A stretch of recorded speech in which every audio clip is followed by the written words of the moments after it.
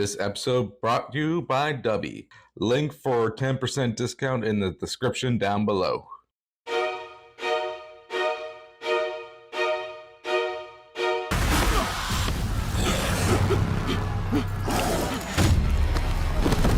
And that's how the game starts. Well, this has been a long time coming. A lot of times when I do these videos, it's usually relevant to what's been happening lately. But this time I wanted to talk about this game basically due to it taking place on Halloween. And before I say anything, spoilers. With that out of the way, Gotham braced itself for the inevitable power struggle. Batman Arkham Knight, the epic conclusion to Rocksteady's Arkham trilogy, was released in 2015. This game went in a different direction for the series. The story picks up as Gotham is under siege. and seeing how this game takes place during Halloween, guess who the main villain is? That's right, Calendar Man.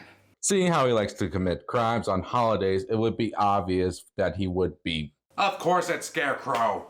This demonstration used just 5 ounces of my latest toxin. With the mysterious Scarecrow returning with a deadly plan to destroy the city, Batman faces old foes and new alliances as he seeks to uncover the truth behind the chaos. The narrative is gripping, dark, and full of emotional depth, tying up loose ends from previous games.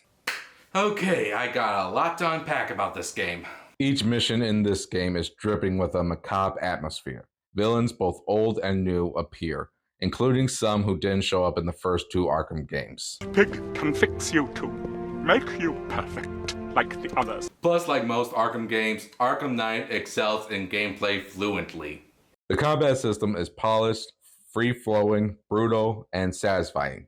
The stealth segments are intense, and detective mode is as immersive as ever.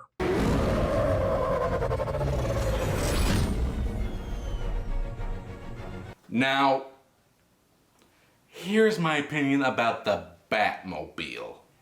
The new feature here is that the Batmobile, which is both a weapon and a vehicle, driving through Gotham's sprawling open world, adds a new dimension to gameplay, though some might find the vehicle handling a bit unwieldy at times. Plus, to be honest, this thing's a little gimmicky. It blends high-speed traversal with tank-style combat and puzzle solving. It can also be a challenge, especially finding all the Riddler trophies, challenges, and collectibles. The Riddler really is a criminal mastermind. Sorry, I didn't know how to explain that any other way. So some of you are wondering why this is a Mind Freak game. First off, seeing how Scarecrow is the main villain, of course this is going to have this. Uh-oh, here come the hallucinations. And if you played the first Arkham game, you probably know what I'm talking about. Or do you? Miss me? Yep. Scarecrow's fear toxins and Joker's contaminated blood transfusion. Batman nowadays sees the Joker. As it turns out, Joker tries to slowly corrupt the Dark Knight. So I guess he kind of got the idea from Slade and Teen Titans. Joker plays a haunting psychological role despite being physically dead. His blood previously transfused into several victims, including Batman. Causing lingering hallucinations, he manifests as a twisted figment of Bruce's mind, taunting, mocking, and attempting to take control. He's like your worst memory that won't go away. Joker's presence symbolizes Batman's deepest fears and moral conflict, gradually eroding his sanity. Ultimately, Batman confronts and overcomes Joker's influence in a surreal mental shutdown, symbolizing his triumph over fear and identity loss. Girl like that, all it took was one piece of lead to end your hopes of a happily ever after. By showing him flashbacks of his past failures, it shows how the Joker can be a threatening presence in Batman's mind. Nothing like a trip down old memory lane, eh, Bats?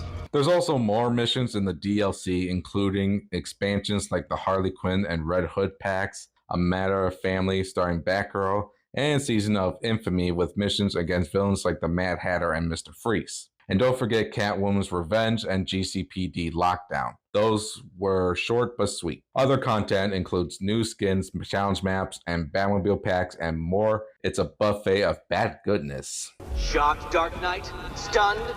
You didn't expect this, did you? Okay, despite all that, the game has a few minor flaws for me.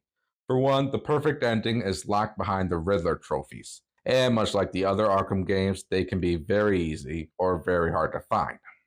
I had to look up guides on how to find every trophy and challenge, and it's still not that easy. Excellent. You are barely keeping up to the precise degree my equations predict. The second problem I have with the game is that with an area as big as Gotham, sometimes I get very, very confused on what I gotta do. Don't get me wrong, I like Gotham City as a whole, but sometimes the missions unlock at random times. Plus, the consoles are better to play than the PC version. The PC release was infamously plagued by performance issues, including stuttering crashes and poor optimization. These problems led to the game being temporarily pulled from sale on Steam shortly after launch. It was like playing the game in a blender. Warner Brothers and Iron Galaxy Studios issued multiple patches, and the game was re-released later in 2015 with improved stability. Today, it runs well on modern rigs, but that launch, yikes. The main story is approximately 15 to 17 hours and around 28 to 45 hours for those who complete the main story and side missions. It could take 50 plus hours for a 100% completionist run. So if you're a completionist, you won't see the sun for 3 days. The game also has a good replayability due to its New Game Plus mode, varied challenge maps, and numerous side quests, so there's plenty to do. All in all, I would give this game 8 out of 10 flaming bat simples.